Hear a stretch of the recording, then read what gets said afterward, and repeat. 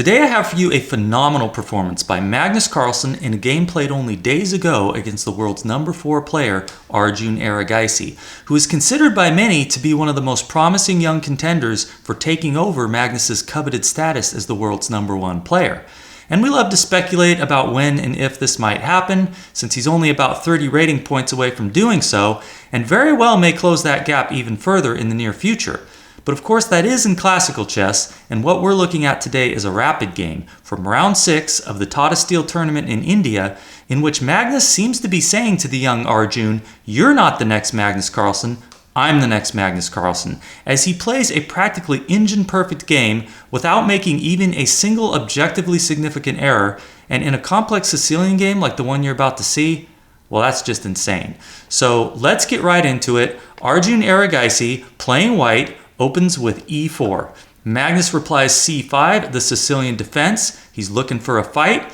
Knight to f3 from Arjun, and now e6. Going for early dark squared bishop activity at the cost of weakening the d6 square. And apparently this is known as the Sicilian French variation. At least that's what some online databases are calling it. But I've never heard that term before today, so I don't know if anyone actually calls it that. But I do know that after d4, c takes d4, knight takes d4, and knight to c6, we have entered what is known as the Taimanov variation, of which we continue down the main line with knight to c3 and queen to c7, which is an important move in this opening, adding defense to that hole on d6, which can be maintained from the b8 square if knight to b5 is played. Black, of course, wants to prevent the knight from jumping into d6. The black queen is also watching over the f4 square, and so preventing the move bishop to f4, targeting d6 even further. Arjun now plays bishop to e3, and we have a6 from Magnus, stopping any future knight to b5 with tempo on his queen, since the threat of jumping into d6 will be renewed once white plays queen to d2 and castles, when white's queen and rook will be bearing down on the d6 square. And here Arjun continues a3, which is not the most common move. The main line goes queen to d2, knight to f6, castles long, and bishop to b4, with a complex theoretical struggle ahead, as is the case with many lines in the Sicilian defense. But with this move a3, Arjun is preventing bishop to b4, which would pin his knight to the king. That, of course, is a key defender of the e4 pawn, which could come under pressure with the move knight to f6. So a3 is useful, but it does cost white a tempo, and black will usually continue here with b5, planning to develop his bishop to b7, or knight to f6. But what's not typically played is Magnus's next move, knight takes d4, trading off one of his developed pieces for one of white's, which is immediately replaced with queen takes d4, which puts Arjun a bit further ahead in development than he was before this exchange was made. He now has 3 pieces out versus Magnus's 1. And this is a pretty rare position already. It's seen in only about 1 in 47,000 master games in the Lichess database. But black should be just fine here if he plays accurately, which Magnus does with b5. He wants to get his bishop to b7 before playing knight to f6, so that if white plays e5, then his knight is ready to jump into d5, supported by the bishop. Arjun plays bishop to e2 now, keeping his options open for castling. He can either go kingside or queenside. Bishop to b7 from Magnus, and now we have a big commitment from Arjun, who decides to castle queenside. It is a fine move, according to the engine, although it slightly prefers castling on the king side. But I love this decision. Arjun wants a fight, he's hungry for a win with those white pieces, and he knows Magnus is going to want to castle kingside if he castles at all, which would of course make the game much less likely to end in a draw, as opposite-sided castlings are known to do. And you might think this looks a bit dangerous for white with these black pawns advancing, but the b4 square is under control for the moment, and black cannot advance his a pawn so easily without losing his pawn on b5.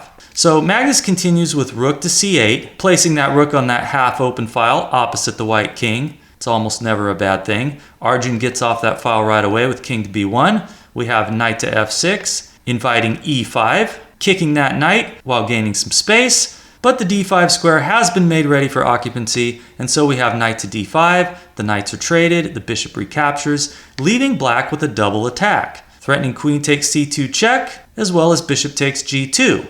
Did Arjun miss this? I highly doubt it. He's more than happy to play bishop to d3, defending c2, inviting Magnus to now grab on g2, which he does, as the engine is cheering him on, saying, hell yeah, grab that material. But the longer it analyzes, the more it begins to think the position is just equal after rook h to g1 from Arjun, gaining that beautiful g file for his rook pointed at Magnus's king side. And asking the obvious question, do you dare castle there? Well, first things first, Magnus needs to get the bishop to safety. It goes to d5. And now we have a great move from Arjun, h4. He wants to make things as awkward as possible for Magnus on his king side, and he's probably anticipating what's played next, which is g6. Doesn't look ideal, but that pawn Magnus grabbed on g2 was not without a price tag.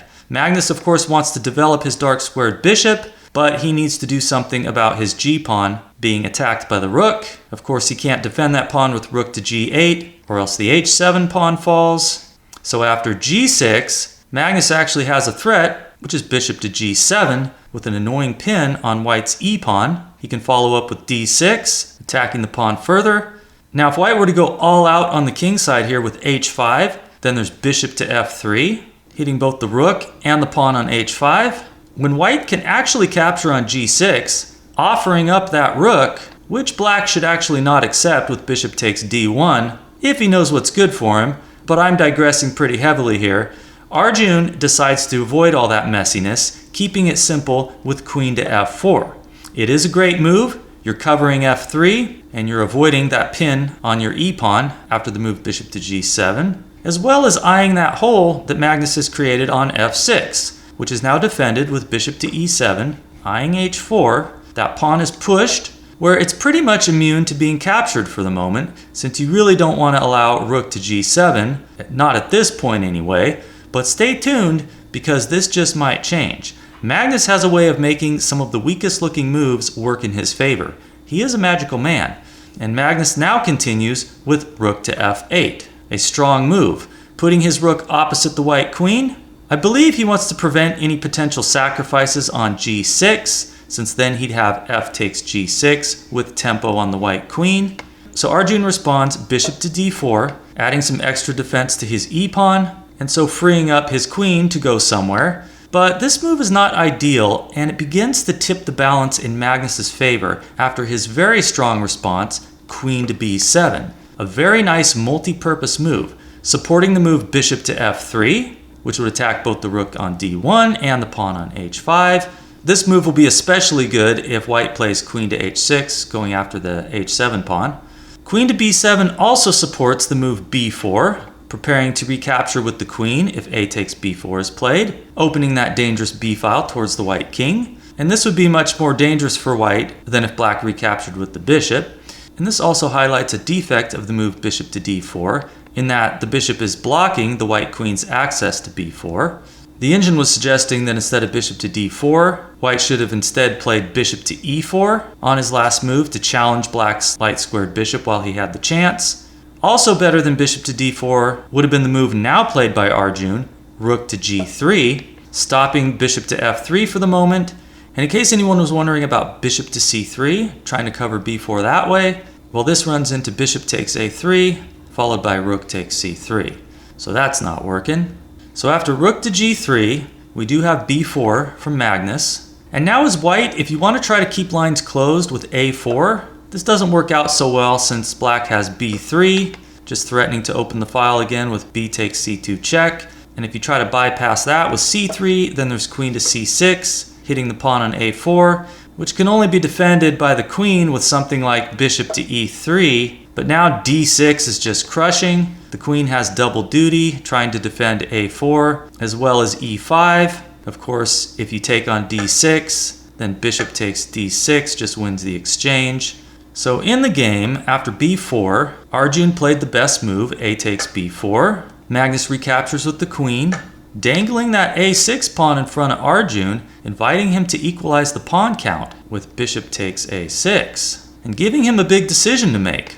On the one hand, that a-pawn could potentially advance and become a disruptive force to the white king's position, but on the other hand, bishop takes a6 would completely open the A file, when a black rook sitting on A8 could be extra hazardous to the health and safety of the white king.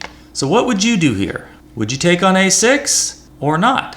Well, it turns out that leaving the A pawn alone is actually best, though understanding why is far from simple. On a relatively low search depth, Stockfish is giving bishop takes A6 as white's top move.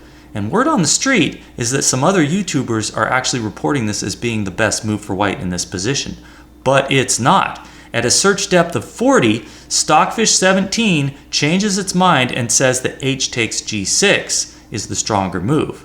So that's why you want to come here. I got the 16-core CPU and I let it run for a while in some of these complex positions in order to get the most accurate evaluation possible. So after the best move, H takes G6, to which black should respond F takes G6 with an attack on the queen. Then there's queen to H6, hitting H7, and if black plays rook to F7 to defend, then white actually has a rook sack on G6, which I'll leave to you to investigate if you'd like. But in the game, Arjun decides to go for the material with bishop takes A6, attacking the rook on C8, which Magnus moves to B8. A move which is superficially a bit inferior to the move rook to A8, with the idea of queen to A4, threatening mate on A1, when white can actually just play bishop to E2, and his king will be able to escape via C1 and D2. Looks terrifying, I know, but the engine says white should survive, and it gives a lengthy variation which we're not going to get into, but long story short, black ends up winning a pawn, although after some deeper analysis by Stockfish, it doesn't seem to be enough to win. And white should be able to hold the position. But pressing on with the move played by Arjun in response to rook to B8, which is bishop to E2, Magnus now apparently realizes his rook isn't ideally placed on B8. I don't know if he originally had some idea of trying to attack the bishop on D4, which is the sole defender against checkmate on B2, but the white queen is there to replace it. If bishop to C5 is played, for example, followed by bishop takes D4, black really has nothing here. So Magnus moves his rook to A8. We get B3 now from Arjun. It's a great move, defending A1 with the bishop, so that after queen to A5 from Magnus, queen to A1, checkmate is not threatened, and the bishop can now go to B2. An excellent defensive move whose usefulness is demonstrated after Magnus plays queen to A2 check, and after king to C1, follows up with rook to C8, pinning the C pawn, and so threatening bishop takes B3. And now here, because the bishop is on B2, Arjun can get away with playing C4. If the bishop were still on D4, then bishop to A3 check would force mate in 2 moves. And C4 is the best move, since in addition to answering that threat of bishop takes B3, you're also eliminating the threat of queen takes C2 checkmate, supported by the rook on C8, which means the bishop on B2 has the ability to move. Specifically, it can capture on A3 if bishop to A3 is played by black. This was a threat before the move C4 was played, since the rook had access to C2. But Magnus still has some tricks here, and seeing that he can grab a free pawn for the moment, plays G takes H5. Since if Arjun were to respond bishop takes H5, which he did not, well then Magnus has bishop takes C4. When his bishop is immune from capture, for if B takes C4, then rook takes C4 check will win the white queen. So here white could play rook to C3, trying to pin the bishop, but then there's bishop to A6, defending the rook. So that's an interesting line. But in the game, instead of capturing on H5, Arjun goes for queen to D4, eyeing that D7 square, and thus preventing black's bishop on D5 from moving anywhere but C6, lest he fall prey to queen takes D7 checkmate. Meaning that bishop sack on C4 is out of the question, which means that bishop takes H5 is on the cards for white. White's C-pawn is of course pinned to the king, and so may not capture the bishop on D5. So Magnus pushes his pawn to H4, where it's defended by his bishop, attacking the rook, which gets in front of the pawn with rook to H3. It's a good move. You got to stay on that third rank to defend against queen takes B3. But now Magnus is able to activate his F8 rook to the open file with rook to G8, which is a huge win for black since this was his only inactive piece. But Arjun is still doing just fine here, and he can hold his position together if he plays accurately. which he does for a couple of moves, starting with king to c2, clearing the way for rook to a1, which threatens to trap the black queen. Magnus does spot the threat, and he drops his queen back to a8, at which point white can maintain a more or less equal position if he plays the move rook to a1, attacking the black queen. Arjun did not play this move, but after queen to c6, the idea is you got to sack the exchange in order to eliminate this dangerous pawn on h4, by either starting with bishop to a3, so that after bishop to g2, attacking the rook and supporting the move h3, you have bishop takes e7. And after bishop takes rook on h3, you get to grab the pawn on h4. When the vulnerability of the black king, without his dark squared bishop around to defend these dark squared holes, will provide white with ample compensation for the lost exchange. So a concrete example of this occurs after this alternative drawing move for white that I want to show you now, which is bishop to d3. Guarding the e4 square, you'll see why that's important in a moment. And this leads to a very pretty line with bishop to g2. Again, attacking the rook, supporting h3 next, but here you play rook takes h4, sacking the exchange that way so that after bishop takes h4 and queen takes h4, the h-pawn is under attack. And here we get to see the point of having the bishop on d3, preventing queen to e4 check, which would force the exchange of queens. White doesn't want that because he actually has a pretty big threat here. If black now plays something like rook to g7 to defend the h-pawn, see if you can spot white's winning response. Here it comes. White's threat is bishop to a3, simply threatening checkmate on e7, which surprisingly black has no good way to deal with. Which is why the engine says that instead of playing rook to g7, black needs to play rook to a8, planning to meet bishop to a3 with rook takes a3, giving back the exchange, resulting in this dead drawn position. But it's not surprising that Arjun missed this defensive resource for white, which highlights why it's so hard to play against Magnus, who just has a way of making your only path to survival increasingly narrow and hard to find, until you inevitably blunder, which is what happened to Arjun in this game after queen to a8, where he decided to try rook to c3, which is a grave error, though the reason why is far from obvious and will require very accurate play for Magnus to reveal. But as we're going to see, he is up to the task, and now continues with the only winning move, bishop to e4 check, exploiting the fact that the king is running remarkably low on squares. If king to c1 is played, then bishop to g5 check is a problem, when white's only reasonable response will be to block with the rook and lose the exchange. If instead king to d2, then there's bishop to b4, pinning and winning that way. So what else do you have? Well, if you don't want to immediately lose material, then you got to try bishop to d3, which is what Arjun played. But now take a look at this rook on c3. It's completely entombed for the moment, unlike on h3, where it had the potential to sacrifice itself for the h-pawn and the dark squared bishop.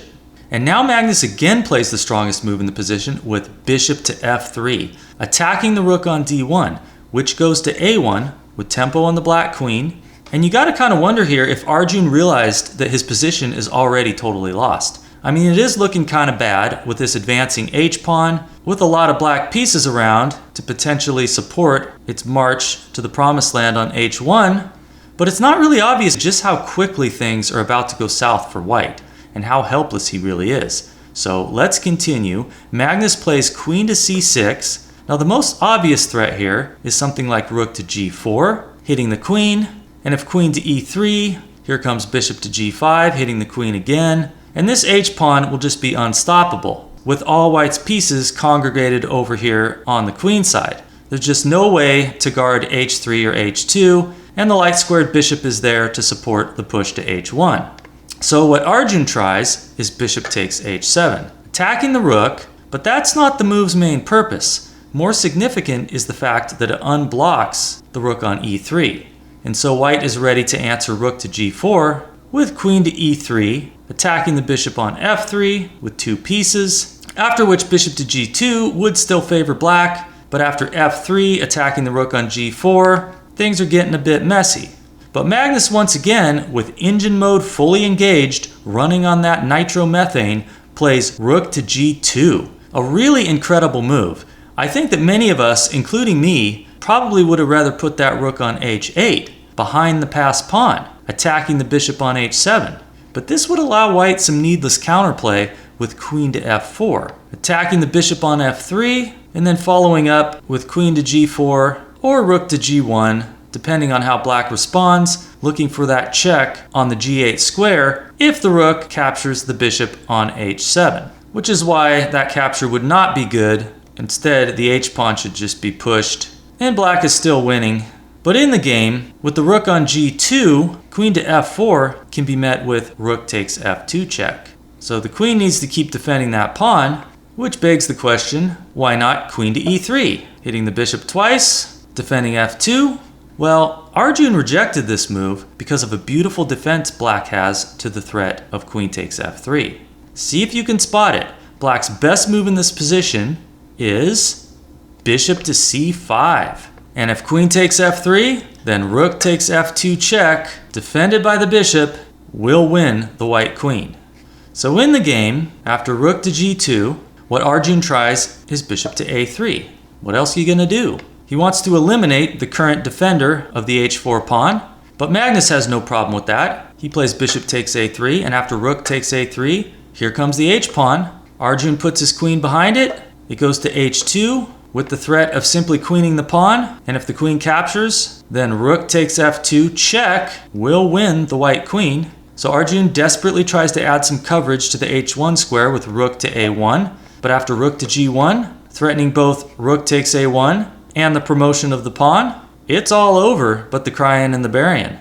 Arjun decides to eliminate the pawn with queen takes h2, but then of course his rook drops off, and being a full piece down, you would think that this would be a good moment to resign. But Arjun has one more trick up his sleeve, which he knows the chances of Magnus falling for are vanishingly small, but you gotta hand it to him for trying. Feel free to pause the video one more time and try to guess his final move. Here it is, bishop to g6. Threatening queen to h8 with check, which will drive the king to e7, followed by queen to f6 check, which will force mate in another 4 moves from there. Of course, the obvious question in this position is what happens after pawn takes bishop. Well, then there's still queen to h8 check, followed by queen to f6, but this time it's only a perpetual check. But Magnus spots this kind of stuff in his sleep. He could just play bishop to e4 check here, which would force the trade of bishops, but he goes for king to d8, also winning. His king can now escape to c7, and it's at this point that Arjun resigns the game. So I hope you enjoyed this one as much as I did. Arjun Erigaisi put up quite a fight, but when Magnus Carlsen is playing computer move after computer move, what are you going to do? It's got to be frustrating, and I wonder if Arjun even knew exactly where he went wrong. They say that when you cross the event horizon of a black hole, passing the point of no return, there isn't any observable evidence to let you know what you've just done. Which is what I imagine it must be like when Magnus is squeezing you with his unrelentingly flawless play, where your escape route becomes increasingly more difficult to find until you're not even sure if it's there anymore. So thanks for watching until the end of the video. That always helps the channel, as well as hitting that like button and subscribing if you liked what you saw and what you heard, and I will see you soon.